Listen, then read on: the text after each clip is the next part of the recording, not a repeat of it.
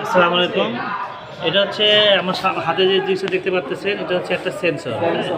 এই সেন্সরে আমরা বর্তমানে এখন যেটা করবো, আমরা এটা গরম পানিতে এই মাথাটা গরম করে হিট দিব। হিট দিয়ে এটার রেজিস্টার মাপবো আমরা। ঠিক আছে, চল শুরু করি। দেখতে পাচ্ছেন যে পানিটা আমি গরম করে রাখছি এখানে।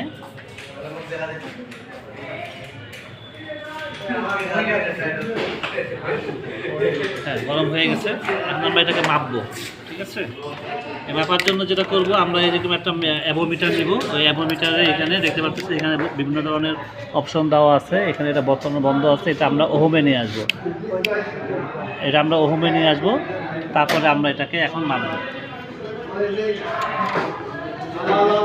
এই যে এটার ভিতরে দেখেন, সেন্সরের ভিতরে দুইটা পয়েন্ট আছে। এই দুইটা পয়েন্টে দুটো মাথা ধরবো এইভাবে। ধরলে পরে এখানে দেখতে পাচ্ছেন চলে আসছে। কত আসছে?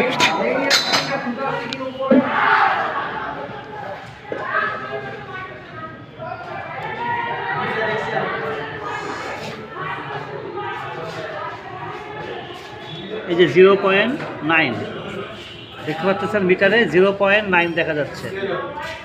এটা তার মানে এই সেন্সরটা ভালো আছে। কিলো আমি একটু ভালো মতো দেখাই। দেখেন 0.9। টেম্পারেচার কম।